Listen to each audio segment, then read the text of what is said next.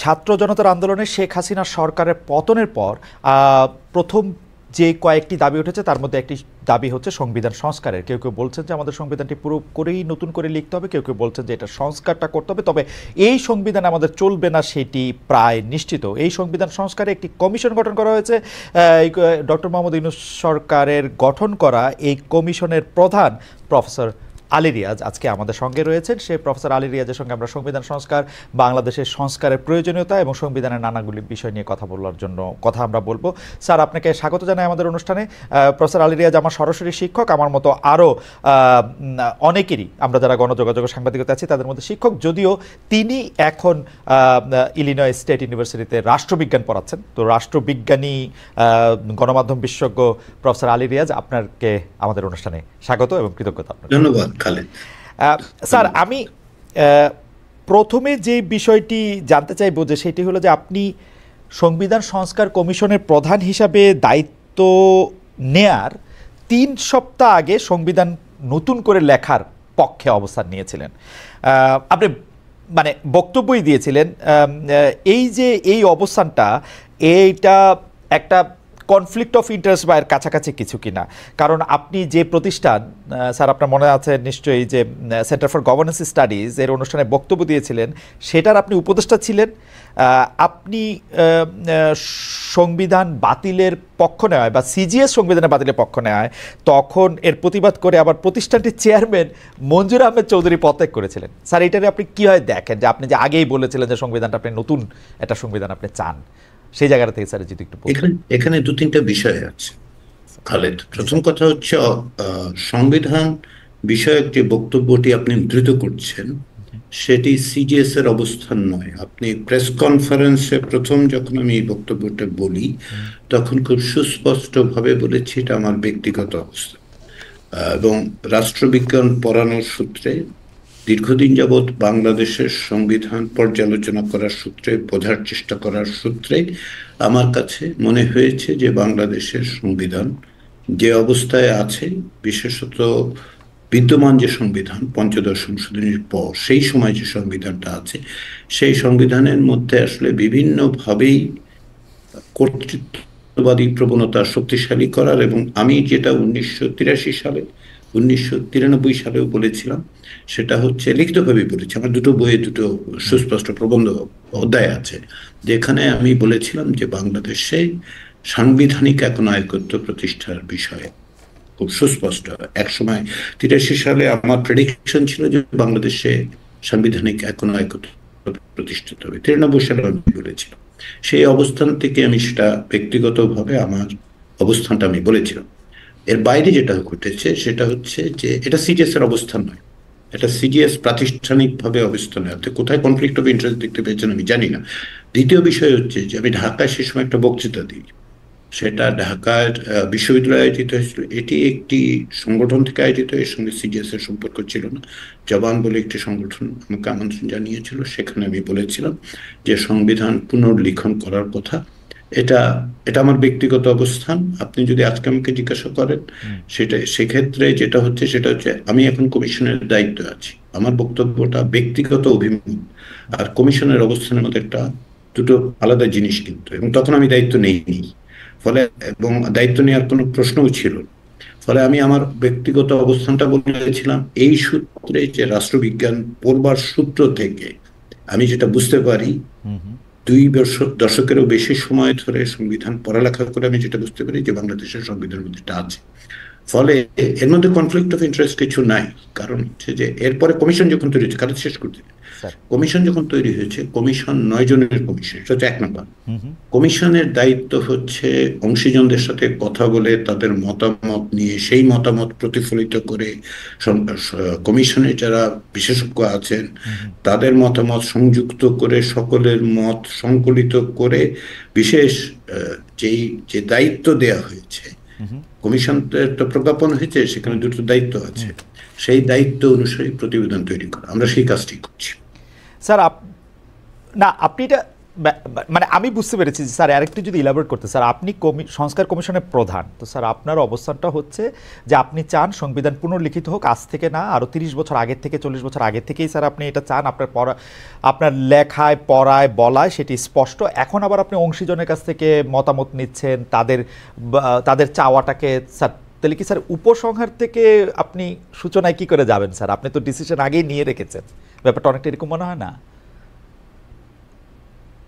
না, আমি আগে ডিসিশন নিয়ে রেখিনি, খালি দেখে এটা খুব সিম্পল সাংবাদিক হিসেবে আপনার বোঝার কথা। জি স্যার। সেটা হচ্ছে এই যে আমি ব্যক্তিগতভাবে একটা অবস্থানে, আমার রাষ্ট্রবিজ্ঞানী যদি বলেন, রাষ্ট্রবিজ্ঞান পাঠের অভিজ্ঞতা থেকে যদি বলেন, এটা আমার অবস্থা। হুম। এখন যখন আমাকে একটা দায়িত্ব দেওয়া হয়েছে, সে দায়িত্বটা আমি যখন নিয়েছি, দায়িত্বটার প্রজ্ঞাপনের দুটো বিষয় বলা হয়েছে, তাই তো? জি স্যার। একটা হচ্ছে যে পর্যালোচনা করা, আরেকটা হচ্ছে যে কিছু সুপারিশ দেওয়া সংস্কারের জন্য। এই দায়িত্বটা আমি পালন করছি। এই ক্ষেত্রে শুধু আপনি যদি বলেন যে আমার অবস্থান কি নির্ধারণ করবে, তাহলে বুঝতে হবে যে আপনি এখনো এক কেন্দ্রিক ব্যবস্থা এবং মনে করেন যে সকল ব্যক্তি আসলে একনায়কী মনোভাব নিয়ে চলে, তা নয়। যখন কোনো প্রতিষ্ঠান চলে, যখন কোনো কমিশন চলে, যখন কেউ দায়িত্ব নেন, তখন আসলে সকলের মতামত, গণতান্ত্রিক প্রক্রিয়া সকলের মতামতের মধ্য দিয়ে একটা সুপারিশ তৈরি হয়। সেদিক থেকে এই সুপারিশের যে কাজগুলো আমরা করছি, সেগুলো সকলের মতামতের প্রতিফলন। সেই মতামতের মধ্যে কমিশনের 9 জন সদস্য, আমি একজন। এর বাইরে হচ্ছে এ পর্যন্ত, আপনাকে আমি বলি সংখ্যাগুলি বললে আপনি বুঝতে পারবেন। আমরা যখন ওয়েবসাইটটা শুরু করি তখন থেকে 1.5 সপ্তাহ 2 সপ্তাহের মধ্যে 50,000 লোক মতামত দিয়েছে। খেয়াল করুন, 50,000 লোক। আমরা একটা জরিপ করেছি বিবিএস এর মাধ্যমে, 46,000 হাউস হোল্ডে সার্ভেটা করা হয়েছে। এবার সিম্পল ম্যাথ, প্রায় 1 লাখ লোক, তাই তো? এই 1 লাখ লোক মানে 1 লাখ লোকের মতামত আছে। আমরা সিভিল সোসাইটির অর্গানাইজেশন গুলোর সাথে কথা বলেছি। এর মধ্যে সিভিল সোসাইটি অর্গানাইজেশন সব মিলে টিলে আপনি যদি দেখেন, প্রায় 52টা সংগঠনের প্রতিনিধিরা এসেছিল। আমরা অন্তত পক্ষে 7 জন সংবিধান বিশেষজ্ঞের সাথে কথা বলেছি। তো এরকম আমি একটা হিসাব দিতে পারি আপনাকে। এদের মতামত গুলো তো, এরা অংশীজন বাংলাদেশের, তাদের সংবিধানের বিষয়ে তাদের বক্তব্য আছে, তাই তো? এদের এগুলোর থেকেই আসলে একটা সুপারিশমালা তৈরি হবে। এই ধরুন আমাদের কমিশনে অন্য কেউ ওটা যদি মনে করে, ধরুন কথা, আমাকে বাদ দিন, কেউ যদি মনে করেন যে তিনি এইরকম করতে হবে বা ওই রকম করতে হবে, সেটাই সিদ্ধান্ত হবে। স্যার এটা পরিষ্কার। আমরা একটু সংবিধানের ভিতরে আসি স্যার। আমরা সংবিধানে থাকা রাষ্ট্রের 4 মূলনীতি, মানে এখন পর্যন্ত সংবিধানে যা আছে, জাতীয়তাবাদ, গণতন্ত্র, সমাজতন্ত্র এবং ধর্মনিরপেক্ষতা, এগুলোকে আমরা দেখতে পাচ্ছি যে মুজিববাদের উপকরণ হিসেবে আখ্যা দিচ্ছে বৈষম্যবিরোধী ছাত্র আন্দোলনের নেতৃবৃন্দ। বিজয় দিবসে নাগরিক কমিটির মিছিলে অন্যতম প্রধান স্লোগান ছিল মুজিববাদ মুর্দাবাদ। 72-এর যে 4 মূলনীতি নিয়ে সংস্কার কমিশনের, বা স্যার যদি আমি আপনাকে জানতে চাই যে আপনার অবস্থান, মতামত বা সুপারিশ কি? আমার প্রশ্নটা এই জন্য যে শেখ হাসিনা প্রবর্তিত ফেসিবাদে 15 বছর ধরে সকল প্রতিষ্ঠানগুলি গলা টিপে হত্যা করার ক্ষেত্রে, মানুষ মারার ক্ষেত্রে, এই ভোট চুরির জন্য, দুর্নীতির জন্য এই 4 মূলনীতিকে আসলে কোনোভাবে দায়ী করা যায় কিনা, মানে স্যার আপনি যদি একটু বলতেন। এখানে দুটো প্রশ্ন আছে। আসলে আমরা আপনার প্রশ্ন থেকে একটু ডিসেন্টেঙ্গেল করি দুটো প্রশ্ন, ঠিক আছে? জি। একটা হচ্ছে যে 4 মূলনীতির কথা বলেছেন বাংলাদেশের সংবিধানে, যা 1972 সালে গণপরিষদের মধ্য দিয়ে লিখিত সংবিধানে অন্তর্ভুক্ত করা। আপনি সেই 4 মূলনীতির কথা বলছেন, তাই তো? জি জি স্যার। এই যে 4 মূলনীতি 1972 সালে বাংলাদেশের সংবিধানে সংযুক্ত হলো, এর কোনো অতীত ইতিহাস আপনি কি আমাকে বলতে পারেন? মানে বাংলাদেশের মুক্তিযুদ্ধ, যেটা একটা গণযুদ্ধ, যে গণযুদ্ধে সকলে অংশগ্রহণ করেছে, কিংবা ধরুন 1970 সালে নির্বাচন, যেটাকে আওয়ামী লীগ দাবি করে যে তার ম্যান্ডেট বাংলাদেশের সংবিধান লেখার জন্য, সেখানে কি এটা উল্লেখিত ছিল? 1969 সালের আন্দোলন, সেখানে কি এটা উল্লেখিত ছিল না? তাহলে পুরো ব্যাপারটাই হচ্ছে 72 সালে যে সংবিধান তৈরি করা হচ্ছে, যা কার্যত একটি দলের দ্বারা তৈরি হচ্ছে। গণপরিষদে সর্বসাকুল্যে 3 জন ছিলেন যারা আওয়ামী লীগ করতেন না, তাই তো? আওয়ামী লীগ 1970 সালে যে নির্বাচন হয়েছিল, তার ভিত্তিতে এই দাবিতে তার একটা গণপরিষদ গঠন করে। কিন্তু বাংলাদেশের মুক্তিযুদ্ধ তো আসলে সকলে অংশগ্রহণ করেছিল, দল মত নির্বিশেষে। এ বিষয়ে তো আপনার মনে আমার মনে কোনো সংশয় থাকার কথা, এটা একটা পিপলস ওয়ার, জনযুদ্ধ ছিল। তো তাদের প্রতিনিধিত্ব কি আপনি মনে করেন 1972 সালে যে গণপরিষদ সেখানে ছিল? ছিল না। তার মানে একটা অপ্রতিনিধিত্বশীল গণপরিষদের মধ্য দিয়ে পূর্বে আলোচিত হয়নি এমন বিষয়কে রাষ্ট্রীয় মূলনীতি হিসেবে সংযুক্ত করা হয়েছে। সে সময় ক্ষমতায় যারা ছিলেন তাদের আদর্শ সেটা। তারা তো অন্যদের আদর্শকে নিশ্চয় সংবিধানে যুক্ত করেননি, করেছেন কি, করতে পারেন কি করতে। তাহলে যদি কেউ বলেন যে এটা আসলে আওয়ামী লীগের আদর্শ 1972 সালে বাংলাদেশের সংবিধানে যুক্ত করা হয়েছে, আপনি কি ভিন্নমতের জায়গাটা কোথায় বললেন? আমি ভিন্নমতের জায়গাটা দেখতে পাই না এখন। তাহলে এটা দাঁড়াচ্ছে যে রাষ্ট্রীয় মূলনীতির আলোচনা। আসলে এইখানে একটু বলি, তাহলে বাংলাদেশের মুক্তিযুদ্ধের মধ্য দিয়ে আমাদের প্রথম সংবিধান কোনটা? প্রথম সংবিধান 72 সালে তৈরি হয়নি, প্রথম সংবিধান 1971 সালে তৈরি হয়েছে। সেটা হচ্ছে স্বাধীনতার ঘোষণাপত্র। সেখানে সাম্য, মানবিক মর্যাদা এবং সামাজিক সুবিচারের কথা বলা হয়েছে, তাই তো? আপনি 72 সালের সংবিধানে তার রেফারেন্স পান কেন? কিন্তু সেটার উল্লেখ নেই কেন? যে প্রথম সংবিধান যেখানে বলা হচ্ছে যে এই কারণে আমরা রাষ্ট্র প্রতিষ্ঠা করছি, রাষ্ট্রটা প্রতিষ্ঠিত হওয়ার পর তার সংবিধান যুক্ত করছেন না কেন? এই প্রশ্নটা আমি করতে পারি, আপনি করতে পারেন, নাগরিকরা করতে পারে। ফলে যার আদর্শ নিয়ে যে আলোচনা, এই আলোচনাটা একটু অন্যভাবে করতে হবে, কেবলমাত্র আজকের সংবিধান সংস্কারের বিবেচনায় নয়, রাজনৈতিকভাবে। দ্বিতীয় যে কথাটা বলেছেন যে শেখ হাসিনার 15 বছরের ফ্যাসিবাদ বাংলাদেশে একনায়কতান্ত্রিক ব্যবস্থা অনেকবার ঘটেছে। ব্যক্তি কেন্দ্রিক বা ব্যক্তিতান্ত্রিক স্বৈরতন্ত্র, পার্সোনালিস্টিক অটোক্রেসি 2বার ঘটেছে। 1975 সালে শেখ মুজিবুর রহমান বাংলাদেশের সংবিধান বদলে দিয়ে রাতারাতি পুনর্লিখন করে কোন রকম ম্যান্ডেট ছাড়া একদলীয় ব্যবস্থা চালু করেছে। এটা বাংলাদেশের সংবিধানের পুনর্লিখন।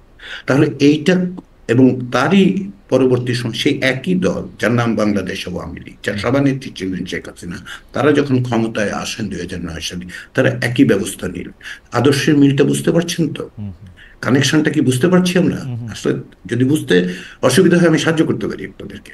সেটা হচ্ছে একটি রাজনৈতিক দলের আদর্শ হচ্ছে ব্যক্তিতান্ত্রিক স্বৈরতন্ত্র প্রতিষ্ঠা করা। তার জন্য তারা সংবিধান বদলে দেন, পুনর্লিখন করেন। 1975 সালের জানুয়ারি মাসে বাংলাদেশের সংবিধান পুনর্লিখিত হয়েছে। কথাটা আমি আবার বলি, কারণ হচ্ছে আপনি 1972 সালের প্রণীত সংবিধান এবং 75 সালের জানুয়ারি মাসের পরের সংবিধানে এক সংবিধান নয়, একেবারে এক সংবিধান নয়। মর্মবস্তুর দিক থেকে, কাঠামোর দিক থেকে রাষ্ট্র বদলে দেওয়ার সংবিধান।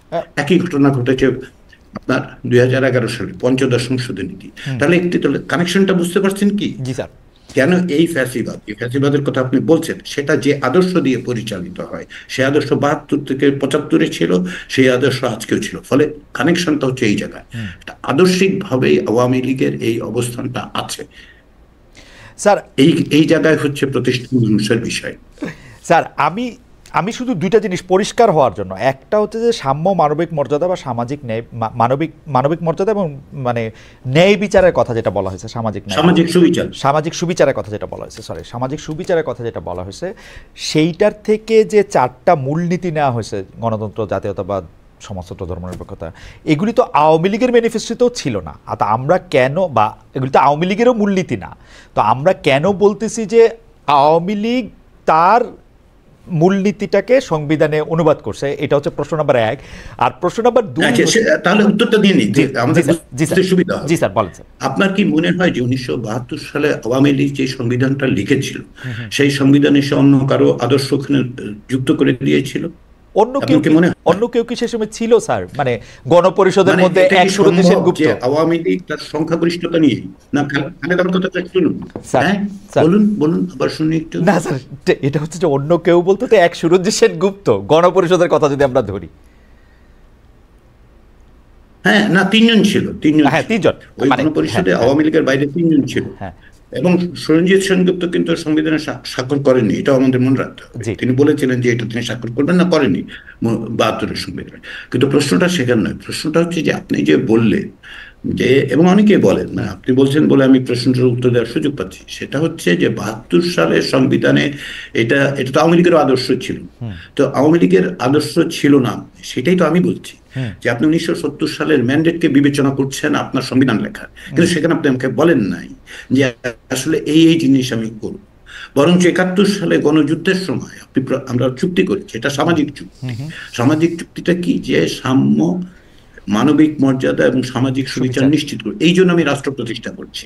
তারপর আপনি হঠাৎ করে 72 সালে এসে আপনাদের মনে হলো যে না, আরো 4টা জিনিস আমাদের কোথাও থেকে আবিষ্কার করতে, ওই 3টা আমরা ফেলে দিচ্ছি। কথাটা আমি বললাম এই কারণে, আপনি বাংলাদেশের সংবিধানটা 72 সালের সংবিধান নিয়ে দেখুন, ওখানে উল্লেখ নেই বাংলাদেশের সংবিধানের প্রতিশ্রুতিকে এটা একদমই ঠিক অস্বীকার করা হয়েছে। কিন্তু স্যার সাম্য মানবিক মর্যাদার সুবিচার, সামাজিক সুবিচার তো ধর্মনিরপেক্ষতা, জাতীয়তাবাদ, গণতন্ত্র, সমাজতন্ত্রের সাথে সাংঘর্ষিক না।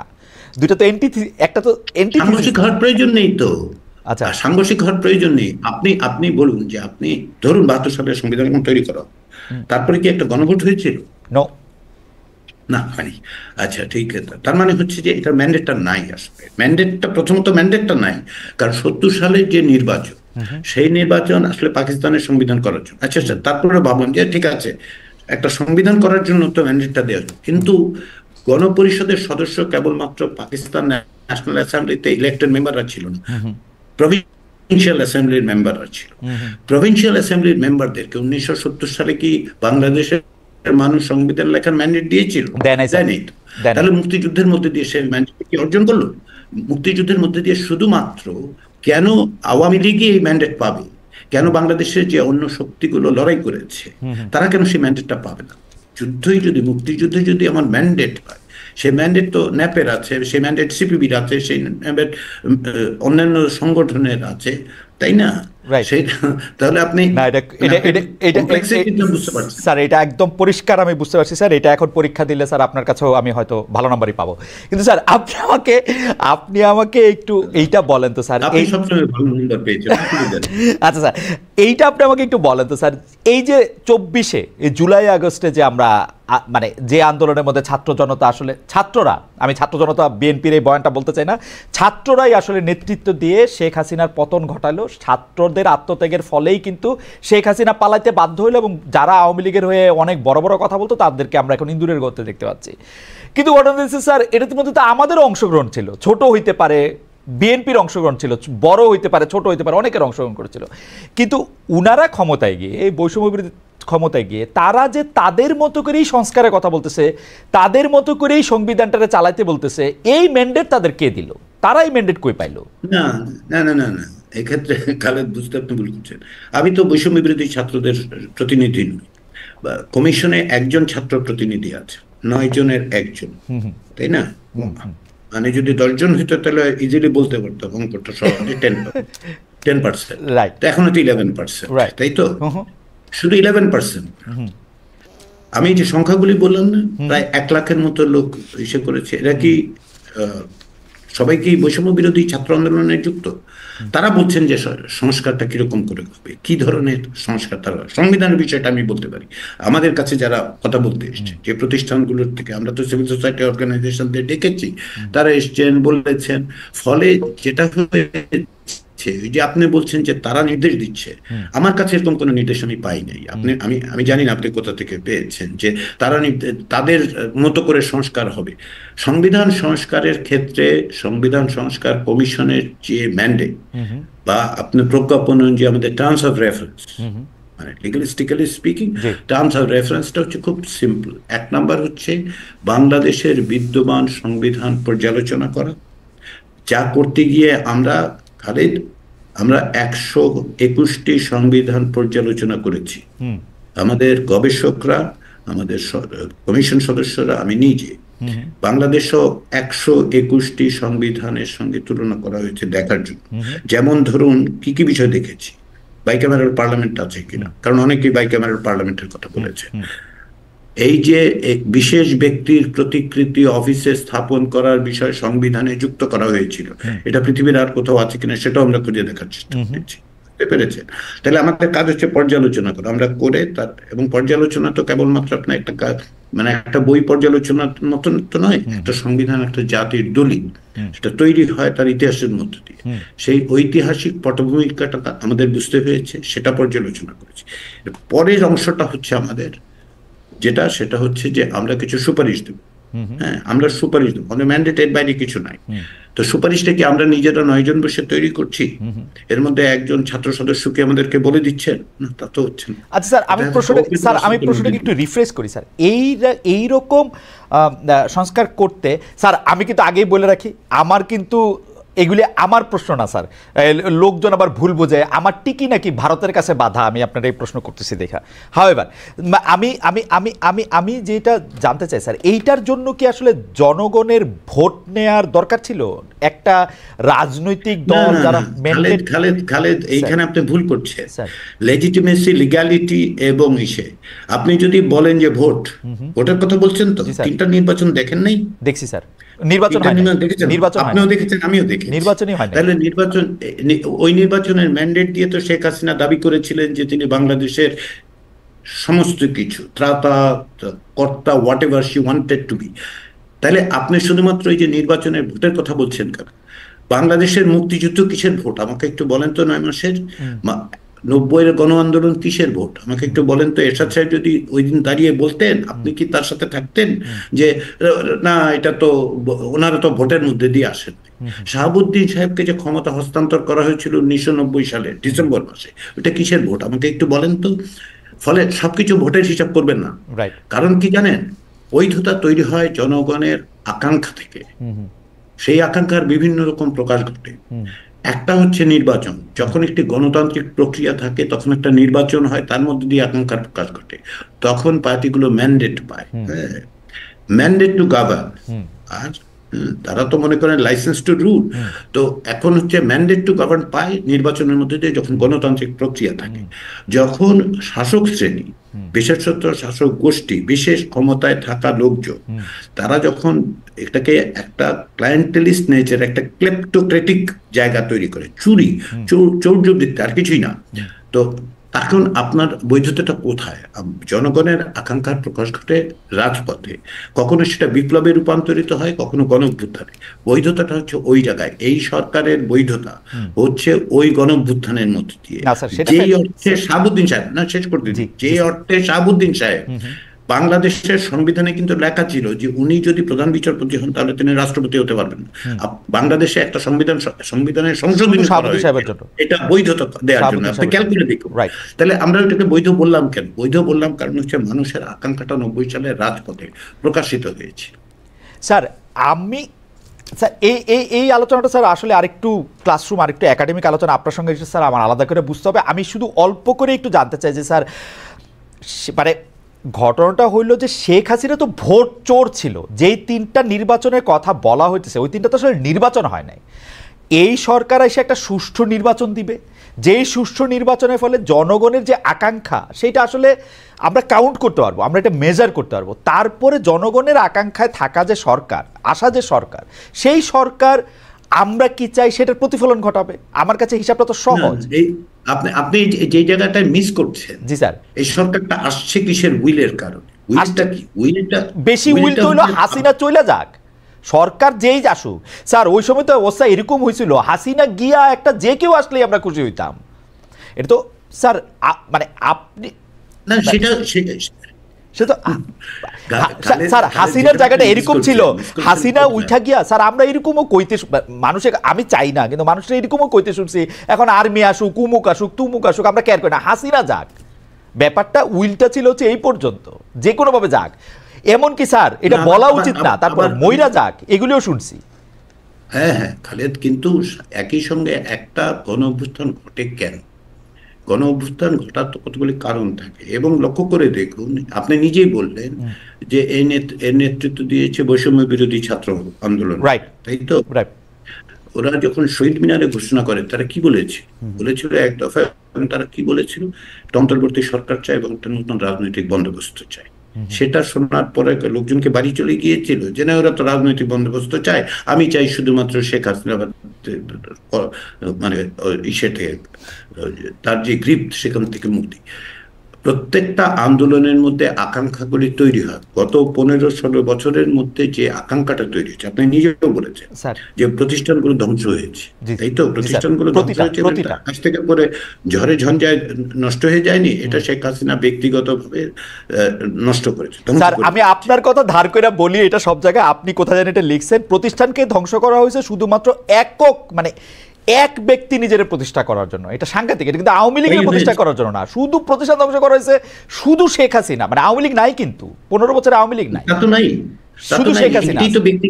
ব্যক্তিতান্ত্রিক স্বৈরতন্ত্র বাংলাদেশে, আবারও বলি, তোকে বলেছি আবারও বলি, দুইবার প্রতিষ্ঠিত হয়েছে। আপনি খেয়াল আছে কি, যারা একটু মানে আমার মতো বয়সী, তাদের মনে থাকবে এক নেতা এক দেশ, এই স্লোগান 1972-75 তোলা হয়েছে, বিশেষত 75 তোলা হয়েছে। বাংলাদেশে একটি সংবাদপত্রের লেখা হয়েছিল, শেখ মুজিবের শাসন চাই, আইনের শাসন চাই না, এই জাতীয় কথাবার্তা। তো সেগুলো তো আমরা জানি।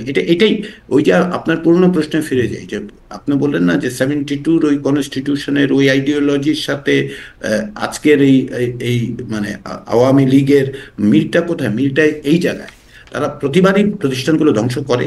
ওইটা ইডিওলজিক্যাল পজিশন তাদের, ওইটাই আদর্শিক অবস্থা। রাষ্ট্র ধ্বংস করে ব্যক্তি তৈরি, ব্যক্তির কাঁধে সমস্ত কিছু তুলে নেওয়া, এই সুবিধাটা। ফলে আজকে আপনি যে শুধুমাত্র শেখ হাসিনা চলে গেলেই সমস্ত কিছু কি ঠিক হবে? যদি রাষ্ট্রই ধ্বংস হয়ে থাকে, প্রতিষ্ঠান ধ্বংস হয়ে থাকে, তাই না? তাহলে কি করতে হবে? প্রতিষ্ঠান গড়ার কতগুলি পূর্ব শর্ত আছে, সেই জায়গাগুলো আপনাকে তৈরি করতে হবে। এই যে সংস্কারের কথা বলা হচ্ছে, সবটাই তো বলা হচ্ছে না যে আগামীকাল এগুলি করে দেওয়া হবে, যে কোথাও থেকে ধার দেনা করে এনে একটা প্রতিষ্ঠান বানিয়ে দেওয়া হতে যায় না। প্রতিষ্ঠানের প্রক্রিয়া তৈরি হয়। আপনি যদি পুরো জায়গাগুলো ক্লিন আপ না করেন, যদি প্রতিষ্ঠানের জায়গা মানে যে অংশগুলো ভেঙে পড়েছে সেগুলো বাদ দিয়ে যতটুকু আছে সেটা শক্তভূমির দিকে করার না চেষ্টা করেন, তাহলে কোথায় দাঁড়াবে? একটা নির্বাচন করলে একটা নির্বাচন করাই কি যথেষ্ট? স্যার, এটা আপনি ঠিকই বলছেন। স্যার, আপনি কি 1 মিনিট একটু স্যার বলবেন, আমরা আসলে আওয়ামী লীগের, বিশেষ করে আমি আওয়ামী লীগও কইতে চাই না, শেখ হাসিনার এই দুঃশাসনের দায় আমরা কি বাংলাদেশের আর সব পলিটিক্যাল পার্টিরা, বিশেষ করে বিএনপি, জামাত, যারা আসলে জোট হিসাবে আসলে এর পরের বার যারা ক্ষমতায় আসবে, তাদেরকে আমরা কি আসলে দায়ী করতেছি না? মানে তারা আসলে আর করবে না, আমরা 53 বছরের শাসন দেখছি, কেউ এগুলি করে নাই, সুতরাং আমাদের করে যেতে হবে। স্যার, আমরা কি একটু ওদেরকে বেশি? খালেদ, আপনি এই জায়গায় একটু, আপনাকে আমি একটু ব্যাখ্যা করি। আমি কিন্তু কখনো বলি নাই যে ওরা আসলে করবে না, এরকম কথা আমি বলি নাই। আমি রাজনীতিবিদদের প্রতি আস্থাশীল, আমি চিরকালই বিরাজনীতিকরণের বিরুদ্ধে। আমি কখনোই বলি নাই কে আসলে কি করবে, সেটা জনগণ সিদ্ধান্ত নেবে। কিন্তু আপনি কি করতে হবে সেটার বলার রাইটটা তৈরি হয় কোথা থেকে জানেন? বলার রাইটটা তৈরি হয় রাজপথের রক্তের মধ্য দিয়ে, জনগণের ক্ষোভের মধ্য দিয়ে, নেতৃত্বের কারণে। যে নতুন রাজনৈতিক বন্দোবস্তের কথা বলেছিলেন ছাত্ররা, সেই কারণে এটা তৈরি হয়। শুধু তাই না, আপনি যদি দেখেন যে মানে অকস্মাৎ জুলাই 2024 সালের আন্দোলন সফল হয়েছে এরকম মনে করার কোনো কারণ আমি মনে করি না।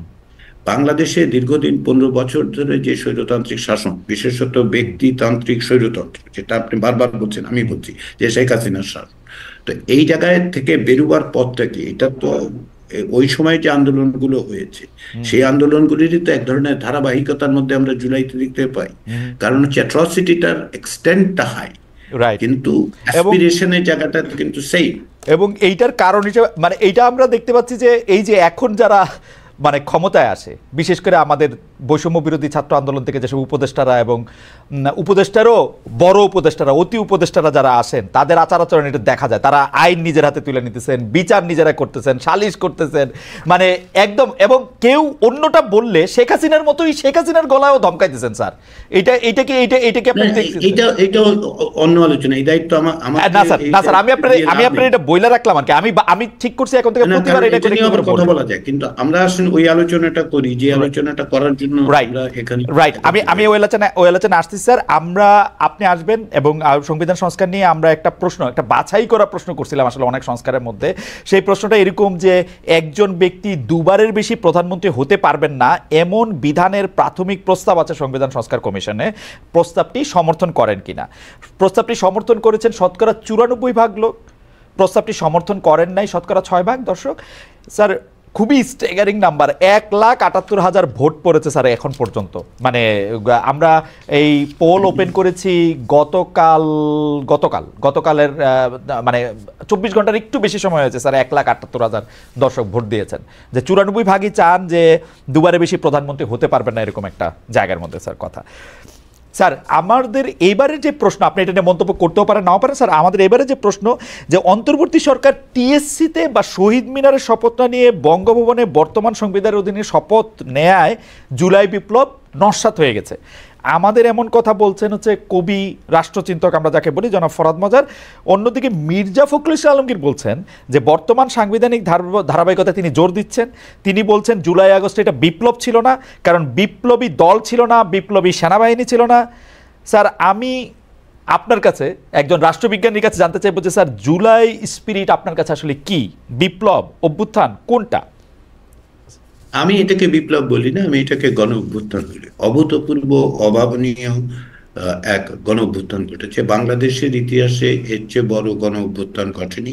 এমনকি স্বাধীনতার পূর্বের গণ অভ্যুত্থান যেটা সবচেয়ে বড় 69-এর, সেটাও প্রকৃতপক্ষে মানে আপনি সমকাল পত্রিকায় 3রা আগস্ট সম্ভবত আমার যে লেখাটা ছাপা হয়, সেটা তো আপনি হয়তো দেখবেন।